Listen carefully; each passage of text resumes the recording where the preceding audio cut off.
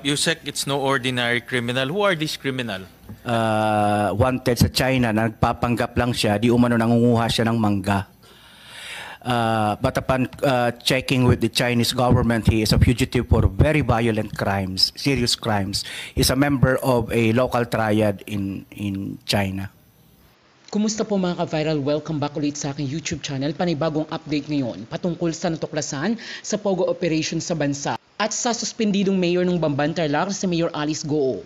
Isang matinding revelasyon na naman ang nadiskubre ngayon ng Presidential Anti-Organized Crime Commission o PAOC kaugnay sa likod ng Pogo operation sa bansa. Dahil malaking sindikato di umano ang nagpoprotektad nito. Nabuking kasi sa pag-raid sa Pogo Hub sa Porac, Pampanga na bago pa man ni-raid ang Pogo Hub ay tinembrihan na di umano ang mga big boss ng Pogo kung kaya ay mabilis itong nakatakas at nakakagulat pa dahil isang mataas na opisyal pa ng bansa o isang general ang nagtimbre sa kanila.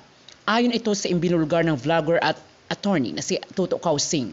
Ayon pa sa kanya ay tumatanggap pa ito ng buwanang payola sa Pogo operation sa Porac, Pampanga. Sino-sino ba ang mga big boss ng Pogo operation na ito at gaano katoto na isang napakadelikadong grupo ang nasa likod nito? Ayon pa sa PAGCOR ay isang cabinet member ang sangkot sa operasyon ng Pogo na hindi pa pinangalanan.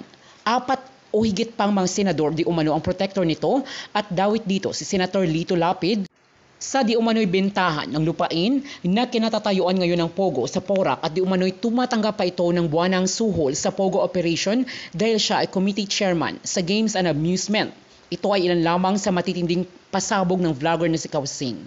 Sangkot din dito ang governor umano ng Pampanga na si Pineda at ang mayor ng Porac na si Jaime Jane Capil. Sinabo naman ni Senator Win Gatchalian si Mayor Capil hinggil sa kapabayaan nito at tila pananahimik ng ilang taon. Ani Senator Win Gatchalian, bakit hindi ito gumawa ng report o aksyon para i-inspection ang gawain sa loob? Dahil siya ang executive officer ng Porac, Pampanga. Hindi doon umano sila pinapapasok sa loob, ani Jean Capil, kaya wala siyang ginawang aksyon. Dagdag pa niya, wala namang di umanong nauulat na may nangyayaring illegal sa loob. Dahil dito ay mas lalong tumitibay ang paniniwala ng mga netizens na hawak din sa liig si Capil o baka malaki din ang natanggap nito. Narito ang opinyon ng ating mga kababayan. Mayor na hindi pinapapasok, parang walang silbi, teritoryo mo, wala kang magawa, anong tawag sa'yo? Kakahiyang sagot, Mayor, pwede na magpaalam. Paano nga mag-report, hindi nga pinapapasok hinayaan mo lang. Dapat nagtaka ka na kung bakit, paano magka-crime hindi nga kayo pinapapasok. Kung hindi kayo pinapapasok, binawi nyo sana ang permit nila para hindi makapag-operate sila. Tama, pag hindi ka pinapapasok, magdududa ka na baka may lagay sana ang mga Pilipino, maging tapat na rin, wag na masilaw sa salapi. Good job po, Senator Gatchalian. Worth it ang boto ko sa iyo, Senator Win Gatchalian. Thank you for a good job, well done. Sabi ng isa, imbis magsilbi sa bayan, ibang ginagawa nila, sila pang sangkot sa masasamang aktibidad. Ito ay ilan lamang sa mga opinyon ngayon ng ating mga kababayan hinggil sa pagkasangkot ng ating mga opisyal sa mga iligal na aktibidad ngayon sa ating bansa patungkol sa Pogo operation. Hindi kami pinapasok. Kaya wala po kami sigurong na-report dahil wala naman nakita na crime, Your Honor. Pag nasa labas lang, you don't conduct an inspection. Let alone, you don't see the operation.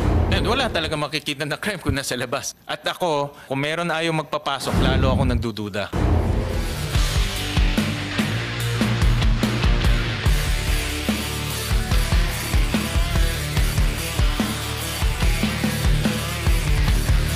Ini-insist nyo, hindi ho kayo pinapasok. Ang tanong ko ngayon, nung hindi kayo pinapasok, meron ba kayong ginawang action para malaman ho to ng otoridad na hindi kayo pinapasok? Wala naman din po kaming may re-report, Mr. Chairman. But did you make any subsequent action? Let's say, nag-report ho kayo sa provincial government na hindi ho kami pinapasok. Nag-report ho kayo sa provincial director na hindi ho kayo pinapasok. Dinocument niyo ho ba yung hindi pagpasok? At gumawa ba kayo ng, may mga action ba kayong ginawa na para makamit niyo yung objective niyo of inspection? Dahil wala naman pong report na any criminality na nakita doon, kaya wala naman po kaming, wala naman na-report sila na any violence nga. Doon po sa position paper niyo ho, I'm sure under the guidance of your lawyers, marami ho kayong sinight na mga legal basis kung hindi kayo makapasok doon. Dapat naghanap rin ho kayo ng legal basis kung paano makapasok. Ang tinignan ho natin yung legal basis na hindi ho tayo makapasok eh. Ang punto ho natin, kung tayo ho nakapasok, wala na ho tayong pinag-uusapan ngayon. Other one was shouting in Chinese language. So, pinuntahan po namin yung isa. And then, it turned out, yung isa palang sumisigaw na yon, nakatali po doon sa loob ng isang kwarto at humihingi po ng tulong. Sabi niya, nandun po siya for almost 10 days. Binigyan lang siya ng tubig. At the torture is continuous, the beating is continuous. Kaya when we entered the room, parang nagpapanik siya kasi he thought na we are yung mga torturers na we're part of the torture team na magto-torture sa kanya. So tuloy-tuloy po 'yon, ano ma'am? And then the next day may nakuha na naman po kami mga ganon torture victims na nakakalat. And if you go around the illegal Pogo Hub, it's like normal to see torture equipment in many rooms. There are a lot of torture equipments. There are baseball bats na UP na. There are tasers. Nagkalat ma'am. Maybe in 12 or 15 rooms na pinuntahan namin, parang it's like normal for them to do torture in that particular Pogo Hub. In other Pogo Hubs, there were torture rooms. Doon lang po kami nakakita ng mga torture equipment sa torture. But in this particular illegal Pogo Hub, it's scattered all over the compound. Parang it's a normal thing to hurt, to inflict harm, at siguro pumatay. So, yun po yung pagkakaiba nito with a strong hand. Thank you, ma'am. Nasabi niyo, Yusek, it's no ordinary criminal. Who are these criminal? This is to the best of your ability to answer. Alam ko tuloy-tuloy pa yung investigation ninyo with the other agencies. Ayaw natin makompromiso yun. Kung kaya nyo lang sagutin yung ibigay nyo lang yung kaya nyong sagutin para lang malagay natin sa records itong pangyayaring to. So, based on your investigation, your questioning, sino ba itong mga taong ito? In all the Pogos that we raided, normal na sir yung makakita kami ng mga fugitives, wanted persons. In one of the Pogos that we raided, 11 wanted criminals ang nakuha namin, foreign nationals. In some, there are 8. There were 6, and this yung latest namin 8. And checking on the background, criminal background nitong mga tao na to, sir. Yung mga involvement nila hindi ordinaryong krimen . Some are violent crimes. Meaning, pag sinabi mong violent crimes, parang yung pananakit ng tao and yung paggawa ng kalokohan are normal things sa kanila. So, yun ho ang nakakalungkot. And surprisingly, some of the names of those wanted persons were in the list nung SEC na sinubmit po sa atin. And yung dalawang wanted person, the one who were in Singapore right now facing money laundering cases are nasa SEC record po natin, and yet arestado po sila ngayon sa Singapore for money laundering. And we're not talking of millions of dollars, we're talking of billions of dollars, sir. Money laundering. Yung dalawang pangalan na nakita po natin sa SEC record dito sa atin. Ano sila nakakapasok dito, Yusek? Itong mga criminal syndicates, itong mga, yung nasabi nyo, no? Yung organized crime. At paano nakakapasok ganito karaming dayuhan dito sa ating bansa? Dahil from what I understand from your news report, ini-estimate nyo mga 1,000 plus ang nandito sa Porac Pogo. Pero nung tinanong namin ng CIDG, meron silang na-retrieve na 2,300 computers, no? So meaning if you do the basic 1:1, 2,300 ang pwedeng magtrabaho diyan dahil mayroong computers, no? So another question is, paano nakakapasok itong mga sindikatos, particularly itong Porac Pogo Hub? And then pangalawa, in your One attempted to Cebu. One attempted to leave Zamboanga last night, but he was intercepted because he was unable to present a passport. So all of them, so far, the bosses of this group have no valid passports already. No. With regards to your earlier question, sir, how do they manage to come into the Philippines? Yung isa po naming person of interest, we can't name him yet, has been in the country since 2005. And he has been a fugitive from China since 2005. No? So they predate basically the phenomenon of Pogo na nag-peak po ito noong 2019, if you do recall. So they predate the Pogo phenomenon, but they have been here in the Philippines as a criminal organization. Tama po si Yusik Gilbert, they are not ordinary criminals. This is the only first time that members of the commission of the secretariat are getting death threats that are nerve-wracking and chilling, because these are not ordinary money launderers, Madam Chair, Your Honor. These are honest-to-goodness transnational criminals with records dating back to decades in China, Hong Kong, and Macau. So how they were able to ally with local syndicates, we have yet to find out. No? So doon po sa record natin ngayon, ma'am, sir, we have not found the big boss. But we know where he is, we know his movement, and we're trying to conduct a major operation soon to be able to get him. But how confident are we? We are not 100% confident because, sir, ang dami nilang alam eh. They know our movements, they know so many things about us. So how? We don't know. So, ang person of interest natin para dito sa Porac is 14. 14. The 14 are with us now, sir. But we have still 3, including Cassie Leong, that is not in our custody. Okay. So we have 3 Chinese nationals that are unaccounted for so far. Yung 14 are all foreigners? Yes, sir. Okay. Yes, Your Honor. And they will be filed cases?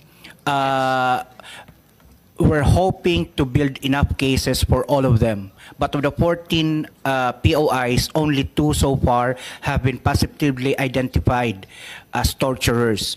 The other evidence that we're getting are documentary and testimonial of other people who are scattered, but not scattered, I mean, quote-unquote, friends of ours who have identified these persons in our custody as managers, bosses, and the like.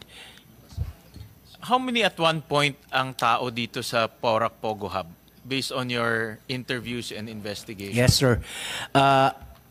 They should not have been lower than 1,000, Your Honor. In fact, our intel was good enough to say na dapat po nung pinasok po natin yung Porac ngayon, we should have gotten around that number. But we only got 161. The last one ay yung binabanggit po ni Yusek na wanted sa China na nagpapanggap lang siya, di umano nangunguha siya ng mangga. But upon checking with the Chinese government, he is a fugitive for very violent crimes, serious crimes. He's a member of a local triad in China.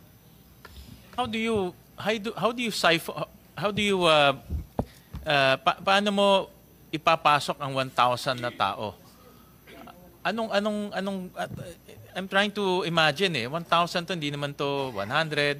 No? You're talking about ang daming pumapasok. Ano yung naging paraan nila para makapasok dito? Malaya silang nakakaikot, pupunta sa Porac, punta sa Bamban. Anong kanilang naging daan para makapasok dito sa ating bansa?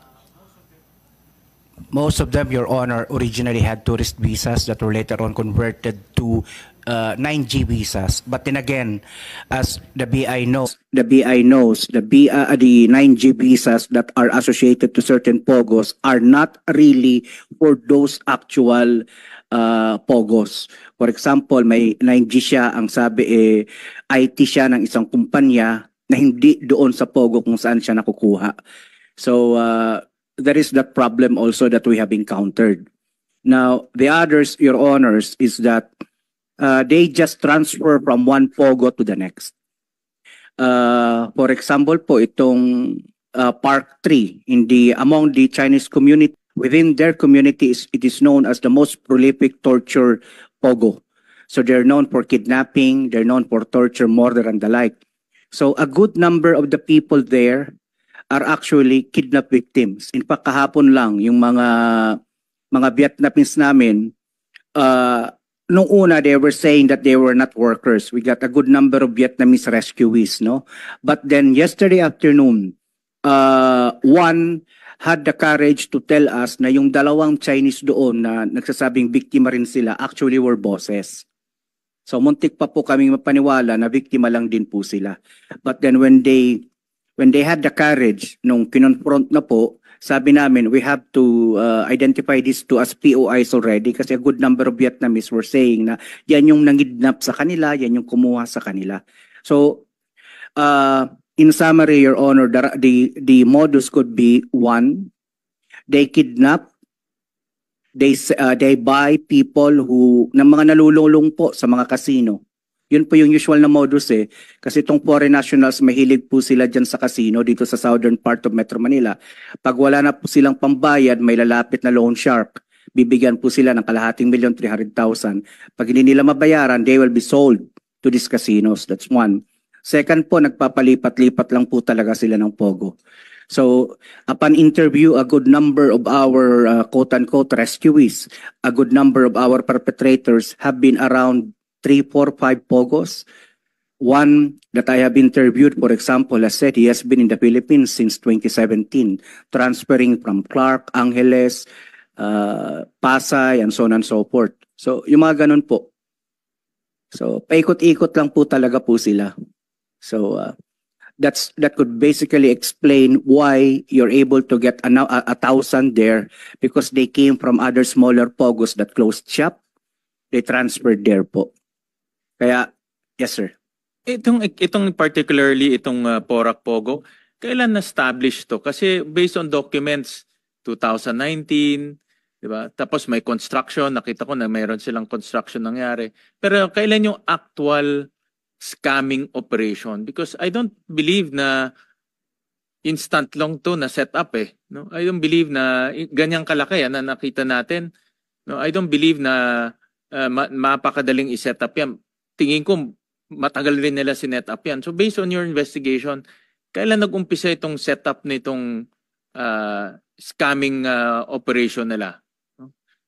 As far as the commission is concerned, we know for a fact na itinayo po sila kasabayan ng Bamban 2019 thereabouts. And they continued constructing at the height, even during the height of the pandemic, which should not have had happened. No, if the LGUs have taken a good look at the constructions happening in both Bamban and Porac. As far as the reports given to us, we had them in our radar as of third quarter of the last year because of the torture videos and so on that we were getting from Lucky South. But bear in mind, Your Honors, Lucky South has a number of operations. Hindi lang po siya Porac. You could take a look at their documents. They had one, if I'm not mistaken, in Angeles and Clark, right, ma'am? Then they also had another one in Lawag, if I'm not mistaken, and in Vigan. They attempted in Vigan, was it? Am I correct in Vigan, ma'am? So they had a good number of operations po. But this one in Porac is the most prolific and horrific as far as the Chinese Pogo community is concerned because it is controlled by a triad organization.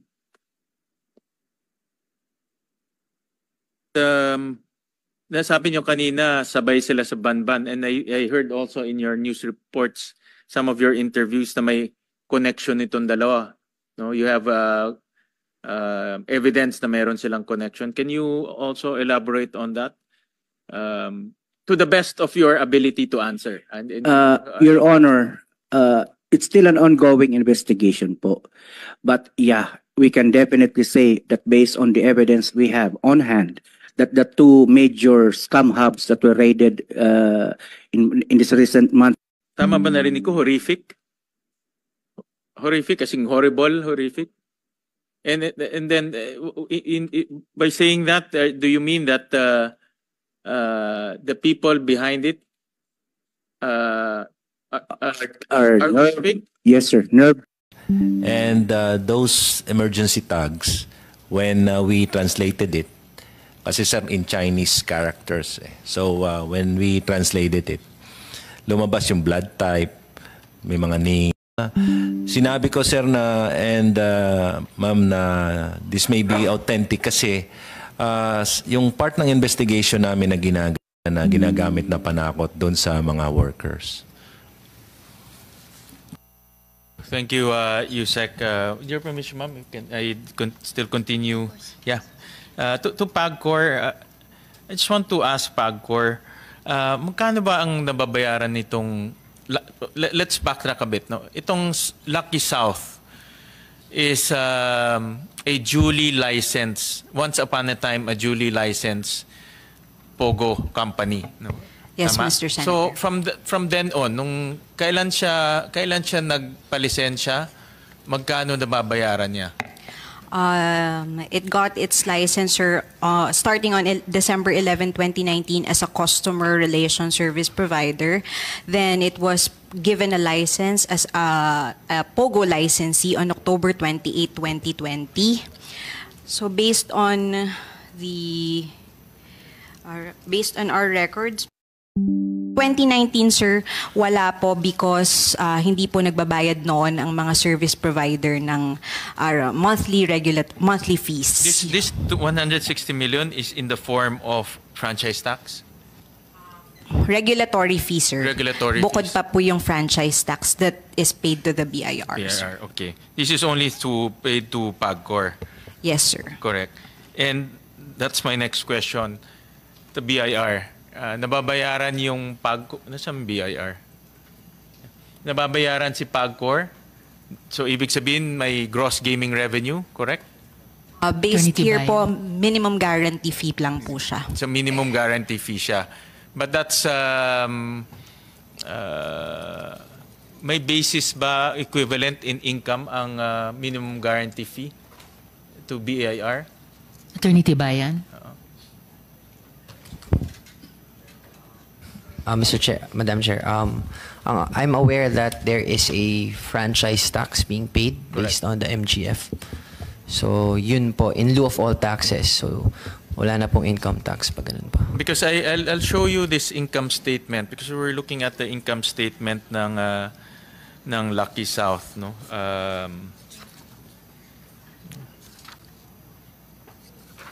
And this might just caveat, no, baka may timing issue dito.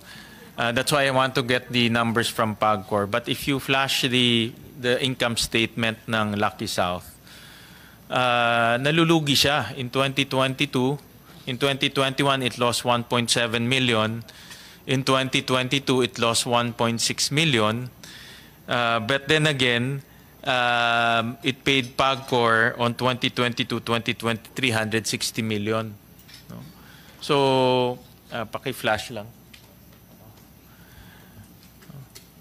So in other words, may income na hindi nare-reflect sa financial statements. And this is, I say this because this is common to many of the Pogo companies that we have been assessing. Yung Zunyuan, ganyan rin. I'd like to ask si Mayor. Mayor, when you issued itong mayor's permit, ano ang mayor's permit niya? BPO ba siya or e-casino? Mayor Capiel? Yes, Your Honor. Nung una po, noong 2019, BPO po siya.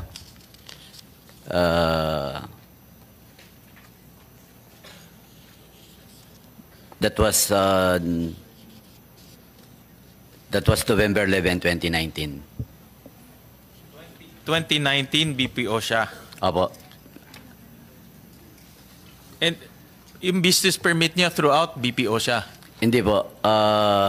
That was 2019 and 2020. Noong 2021, Pogo na po siya. 2021, Pogo na siya.